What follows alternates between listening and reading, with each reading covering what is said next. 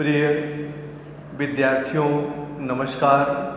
आज हम लोग बीए थर्ड ईयर के प्रश्न पत्र शिक्षा दर्शन एवं शिक्षार्थी प्रश्न पत्र सेकंड में स्वामी विवेकानंद के दार्शनिक एवं शैक्षिक चिंतन विषय का अध्ययन करेंगे। तो स्वामी विवेकानंद का सर्वप्रथम परिचय जान लीजिए। स्वामी विवेकानंद का जन्म कलकत्ता के एक बंगाली कायस्थ जो समाज में लाला करते हैं श्रीवास्तव कायस्थ परिवार में हुआ था। इनका वास्तविक नाम नरेंद्र नाथ दत्त था। इनका वास्तविक नाम जो था, रियल नाम बचपन का या रियल नाम नरेंद्र नाथ दत्त था। तो स्वामी जी के पिता श्री विश्वनाथ दत्त कलकत्ते के उच्च न्यायालय में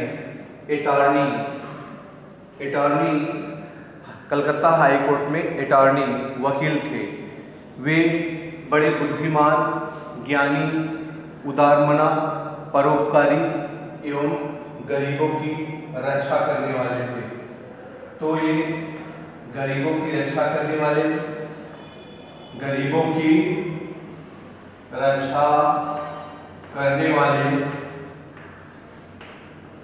और बुद्धिमान, परोपकारी थे। स्वामी जी की माँ श्रीमती भुवनेश्वरी देवी, माँ जो थी श्रीमती भुवनेश्वरी देवी, ये बुद्धिमान, परोपकारी,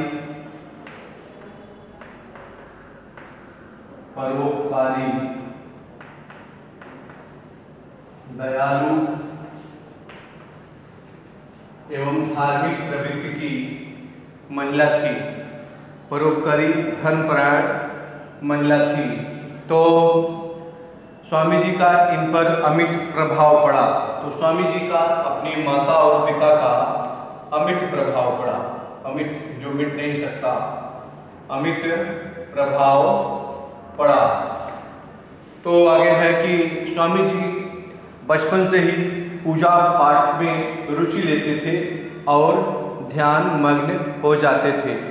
स्वामी जी बचपन से ही पूजा पाठ में रुचि लेते थे और ध्यान में मग्न हो जाते थे। तो इनकी इसी प्रवृत्ति ने आगे चलकर इन्हें नरेंद्र नाथ से स्वामी विवेकानंद बना दिया। तो इसी जो प्रवृत्ति थी पूजा पाठ की और ध्यान मग्न होने की, इसी प्रवृत्ति के चलते इन्हें आगे चलकर स्वामी नरेंद्र नाथ से स्वामी विवेकानंद, नरेंद्र नाथ दत्त से स्वामी विवेकानंद बना दिया। स्वामी विवेकानंद श्री रामकृष्ण परमहंस के शिष्य थे। स्वामी विवेकानंद, स्वामी जी जो है श्री रामकृष्ण परमहंस के शिष्य थे। परमहंस के शिष्य थे। श्री रामकृष्ण परमहंस के शिष्य थे। श्री परमहंस ने इस सत्य की अनुभूति की थी कि परमात्मा आत्मा में है, परमात्मा आत्मा में है और आत्मा परमात्मा में है, परमात्मा आत्मा में है और आत्मा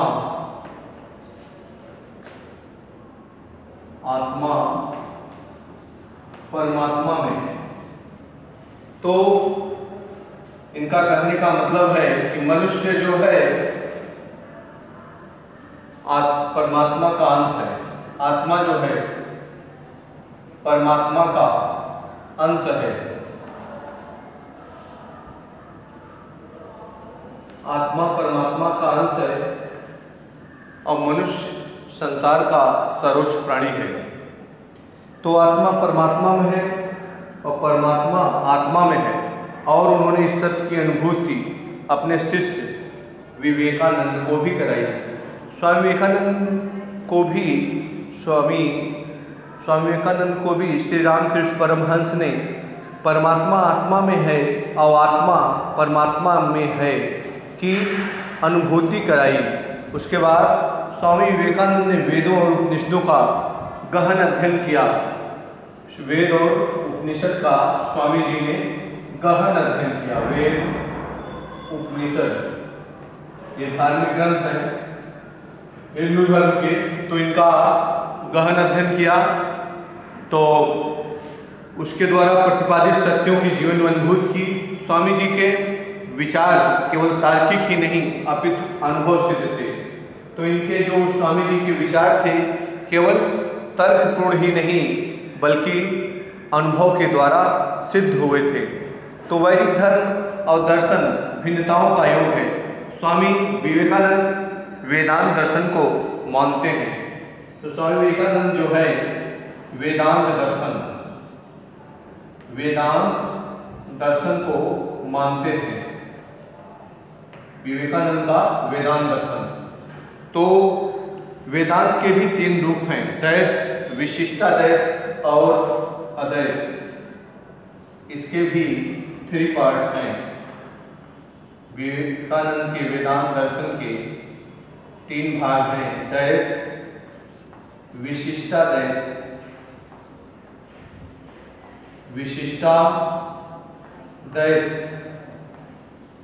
विशिष्टाद्वैत और अद्वैत।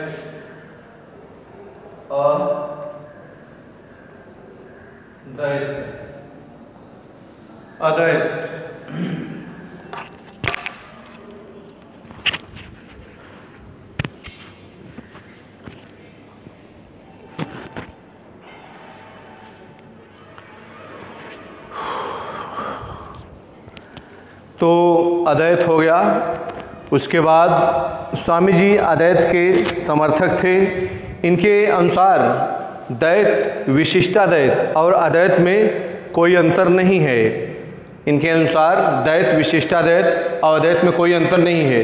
ये तीनों वेदांत दर्शन के 3 सोपान हैं जिनका अंतिम लक्ष्य है आत्मानुभूति, अर्थात अद्वैत की अनुभूति ही है। इतना ही नहीं है, फिर स्वामी जी तो विश्व के सभी धर्मों और दर्शनों को अंत में अद्वैत की ओर झुका हुआ मानते थे।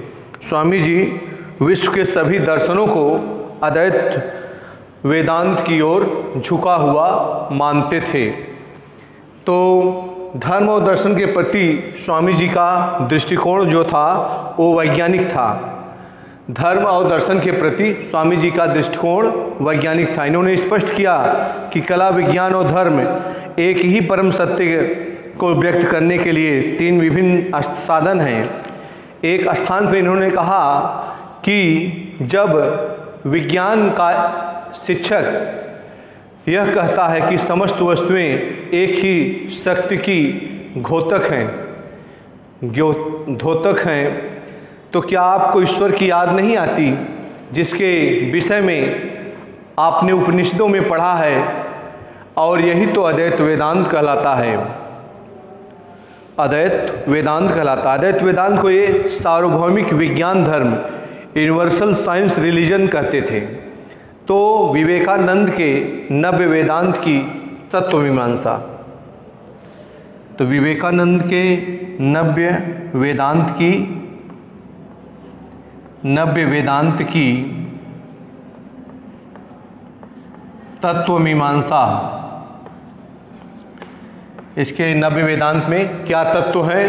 तो अद्वैत दर्शन के अनुसार ब्रह्मा इस सृष्टि का आदि तत्व है। ब्रह्मा इस सृष्टि का आदि तत्व है और इस ब्रह्मांड की रचना का कर्ता उपादान कारण है। और इस ब्रह्मांड वही इस ब्रह्मांड की, जो ब्रह्मा है वही इस ब्रह्मांड की रचनाकर्ता और उपादान कारण है। वेदांतियों का तर्क है कि जिस प्रकार मकड़ी अपने अंदर से जाले का निर्माण, जाले बनाने का पदार्थ अपने अंदर से निकालती है। जिस प्रकार मकड़ी अपने जाले का निर्माण स्वयं करती है और जाले बनाने का पदार्थ अपने अंदर से स्वयं निकालती है, ठीक उसी प्रकार ब्रह्मा इस ब्रह्मांड का निर्माण स्वयं करता है और इसका उपादान भी है और वह कारण भी है। तो उपादान भी है, कारण भी वह स्वयं ही है। तो वेदांतियों का तर्क है, जिस प्रकार मकड़ी अपने जाले का निर्माण स्वयं करती है और जाले बनाने वाले पदार्थ को अपने अंदर से निकालती है, ठीक उसी प्रकार ब्रह्मा इस ब्रह्मांड का निर्माण स्वयं करता है, इसका उपादान कारण भी वह स्वयं ही है। स्वामी विवेकानंद इस सत्य को स्वीकार करते थे। इस सिद्धांत के अनुसार संसार के सभी स्थूल पदार्थ और सूक्ष्म आत्माएं ब्रह्मा अर्थात परमात्मा के अंश हैं। तो सभी जीव या सभी आत्माएं परमात्मा के अंश हैं। दूसरे शब्दों में यह संसार ब्रह्ममय है। प्रश्न उठता है कि इस ब्रह्म का स्वरूप क्या है। अद्वैत वेदांतियों के अनुसार ब्रह्म एक ऐसी शक्ति है जिसका कोई स्वरूप नहीं है। वह निराकार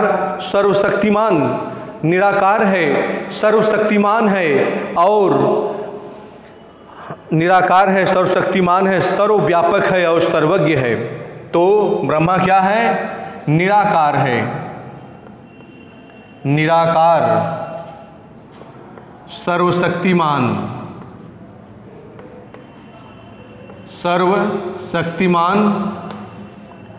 सर्वव्यापक, सर्वत्र, सर्वज्ञ है। तो सर्वज्ञ है। माया के योग से यह संसार साकार ब्रह्म ईश्वर का रूप धारण करता है। तो माया के योग से यह साकार ब्रह्म रूप धारण करता है ईश्वर का। यह स्थूल इंद्रिय ग्राह्य जगत है, उसके पदार्थ भी उसके स्वरूप हैं। आत्मा के संबंध में अद्वैत वेदांतियों का मत है कि इनके अनुसार सभी आत्माएं परमात्मा का अंश है। स्वामी जी के अनुसार अद्वैतवादियों का मत है कि सभी आत्माएं परमात्मा का अंश है और वे अनादि हैं, अनंत हैं, इनके जन्म और मरण का प्रश्न ही नहीं उठता। अद्वैत के अनुसार संसार के अन्य पदार्थ भी ब्रह्मा अर्थात परमात्मा के ही अंश हैं, पर आत्मा और अन्य पदार्थों में अंतर इतना है कि आत्मा सर्वव्यापी है और सर्वज्ञाता है और उसमें अपने वास्तविक स्वरूप परमात्मा को समझने, उसे प्राप्त करने, परमात्मा को समझने और उसे प्राप्त करने, परमात्मा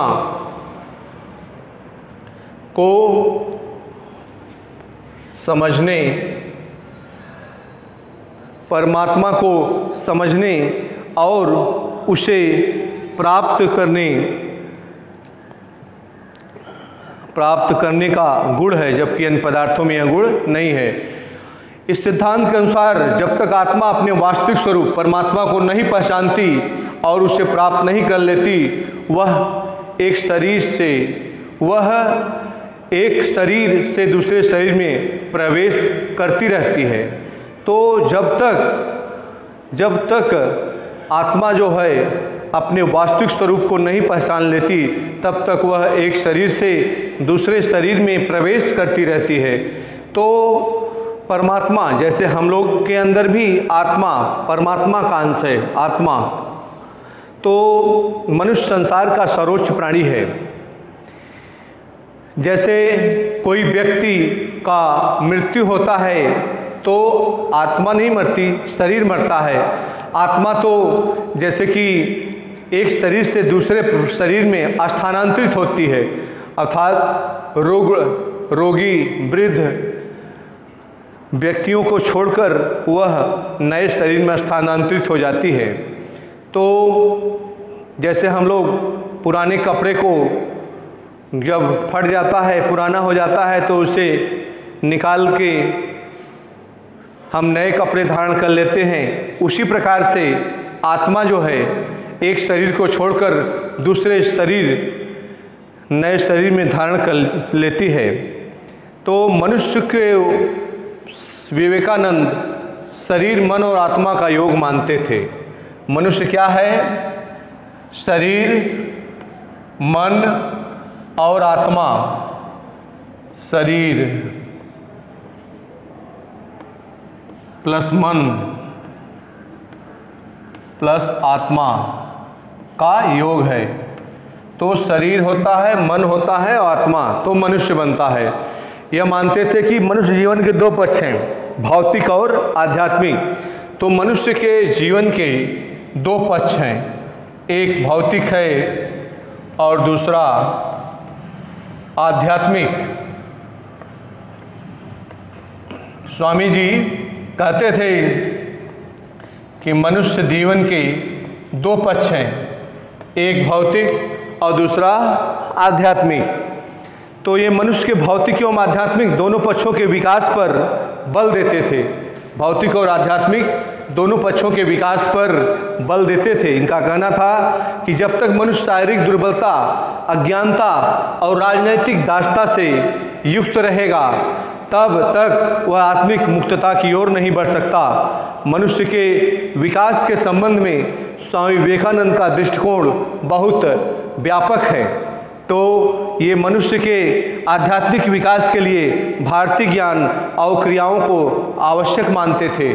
भारतीय ज्ञान और क्रियाओं को आवश्यक मानते थे और उसके भौतिक एवं आर्थिक विकास के लिए पाश्चात्य ज्ञान, विज्ञान एवं तकनीकी को आवश्यक मानते थे।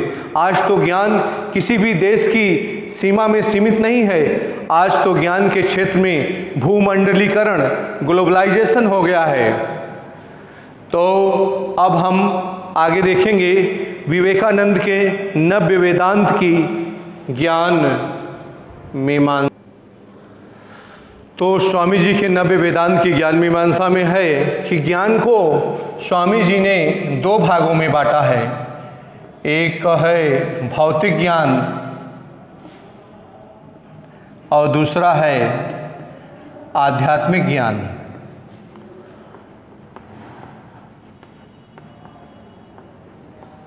एक भौतिक ज्ञान, दूसरा है आध्यात्मिक ज्ञान। तो भौतिक ज्ञान के अंतर्गत इन्होंने वस्तु जगत, उसकी समस्त वस्तुओं क्रियाओं के ज्ञान को रखा है और आध्यात्मिक ज्ञान के अंतर्गत सूक्ष्म जगत, आत्मा, परमात्मा, जीवात्माओं के ज्ञान। आध्यात्मिक ज्ञान के अंतर्गत सूक्ष्म जगत, आत्मा, परमात्मा और जीवात्माओं के ज्ञान और सूक्ष्म जगत को ज्ञान को प्राप्त करने के साधन मार्गों, ज्ञान योग, कर्म योग और भक्ति योग, राजयोग के ज्ञान को रखा है। तो वेदांत के प्रतिपादक शंकराचार्य के अनुसार वस्तु जगत और ज्ञान असत्य ज्ञान है और सूक्ष्म जगत का ज्ञान सत्य ज्ञान है। तो परंतु विवेकानंद वस्तु जगत को सूक्ष्म जगत और ब्रह्म सत्य है, तब यह जगत भी सत्य होना चाहिए। सत्य की उत्पत्ति असत्य से कैसे हो सकती है? अतः इसका ज्ञान भी सत्य ज्ञान की कोटि में आता है। जहाँ तक ज्ञान के साधनों की बात है, इस संदर्भ में स्वामी जी के विचार स्पष्ट हैं। इनके अनुसार वस्तु जगत का ज्ञान प्रत्यक्ष विधि और प्रयोग विधि से होता है। वस्तु जगत का ज्ञान प्रत्यक्ष विधि और प्रयोग विधि से होता है। वस्तु जगत का ज्ञान प्रत्यक्ष विधि और प्रयोग विधि से होता है। प्रयोग विधि से होता है। उसके बाद है कि इसके अनुसार सूक्ष्म जगत का ज्ञान सत्संग, स्वाध्याय और योग द्वारा होता है। ये क्या है? सूक्ष्म जगत। तो सूक्ष्म जगत का ज्ञान सत्संग,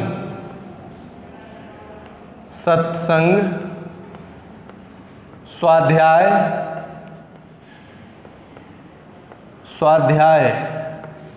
और योग विधि से होता है। तो इस प्रकार ये ज्ञान हो गया। और वस्तु योग को तो ये किसी प्रकार के ज्ञान प्राप्त करने की सर्वोत्तम विधि मानते थे। योग को ये किसी भी प्रकार के ज्ञान प्राप्त करने की सर्वोत्तम विधि मानते थे, वस्तु जगत अथवा सूक्ष्म जगत। अब हम देखेंगे विवेकानंद के नव्य वेदांत की मूल्य एवं आचार मीमांसा। तो स्वामी जी नव्य वेदांत की मूल मीमांसा, स्वामी जी के अनुसार मूल्य एवं आचार मीमांसा क्या है? तो स्वामी जी मनुष्य को आत्माधारी मानते थे और मनुष्य जीवन का अंतिम उद्देश्य मुक्ति है। तो जीवन का अंतिम उद्देश्य मुक्ति या मोक्ष है। मनुष्य जीवन का अंतिम उद्देश्य मुक्ति या मोक्ष है। मुक्ति अंतिम उद्देश्य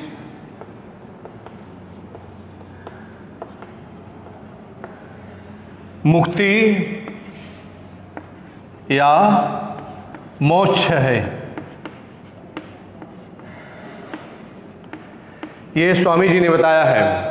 आत्मा का परमात्मा में लीन करना, परंतु इस वस्तु जगत और उसमें मानव जीवन को सत्य मानते थे।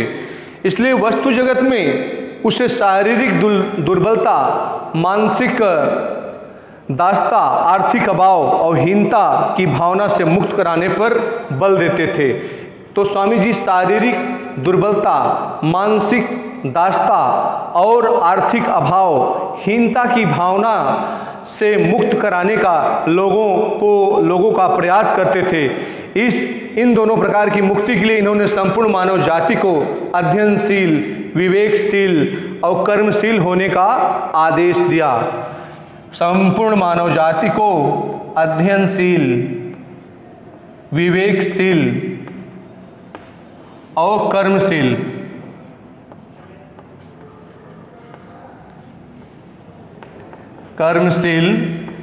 होने का पाठ पढ़ाया। कर्मशील बनने का पाठ पढ़ाया। तो और सत्संग, भक्ति एवं योग, सत्संग, भक्ति और योग, ज्ञान योग, कर्म योग और भक्ति योग और राजयोग। तो ज्ञान योग, कर्म योग,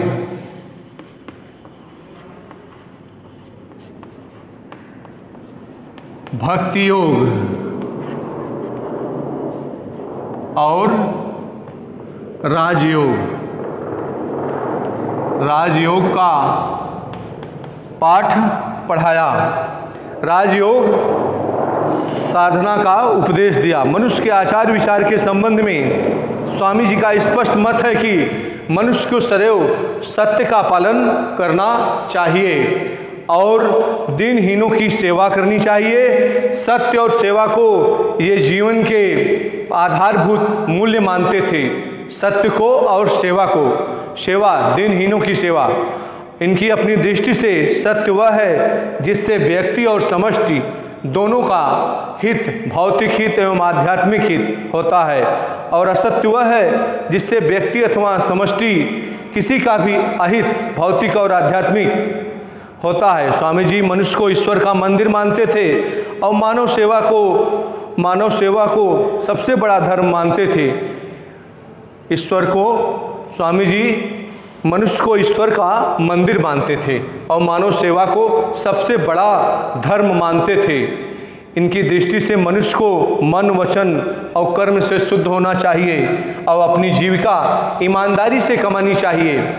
मन, वचन और कर्म से मनुष्य को शुद्ध होना चाहिए। मन, वचन और कर्म से शुद्ध होना चाहिए और अपनी जीविका, रोटी, कपड़ा और मकान ईमानदारी से कमाना चाहिए। ये स्वामी जी का आदेश था, उपदेश था। कल्याण भव। ईमानदारी से कमानी चाहिए, दीनहीनों की सेवा करनी चाहिए और इस प्रकार अपने शुद्ध एवं निर्मल बनाकर योग साधना के योग्य बनाना चाहिए और फिर किसी भी योग मार्ग ज्ञान कर्म भक्ति अथवा राज द्वारा आत्मानुभूति करनी चाहिए। ज्ञान द्वारा, कर्म द्वारा, भक्ति द्वारा या राज द्वारा, राजयोग द्वारा आत्मानुभूति करनी चाहिए। योग साधना के लिए इन्होंने 7 सोपान बताए। सम, 7 सोपान है। सम, तप, तितिक्षा, सम, तप, तितिक्षा,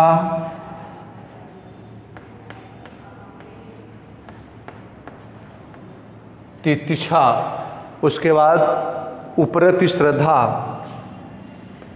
उपरति, फिर यहाँ श्रद्धा, 4 हो गया, 1 2 3 4 5। श्रद्धा, समाधान, मुमुक्षत्व, श्रद्धा, समाधान, श्रद्धा, समाधान, मुमुक्षत्व, ये 7 सोपान है। नित्यानित्य विवेक के मार्ग का समर्थन किया है। इससे मनुष्य के ज्ञान एवं बुद्धि का सर्वांगीण विकास होगा। ये सम, तप, तितिक्षा, उपरति, श्रद्धा, समाधान और मुमुक्षत्व, मोक्ष की प्राप्ति होगा लास्ट में। तो इस प्रकार आपने स्वामी विवेकानंद का जीवन परिचय और दर्शन देखा। अब हम आगे स्वामी जी का शैक्षिक चिंतन का अध्ययन करेंगे। तो आज की वीडियो क्लास यही समाप्त होती है। नेक्स्ट क्लास में हम फिर मिलेंगे। वीडियो को अधिक से अधिक देखें, शेयर करें, लाइक करें और सब्सक्राइब करें। बेल आइकन की घंटी जरूर दबाएं। थैंक्स।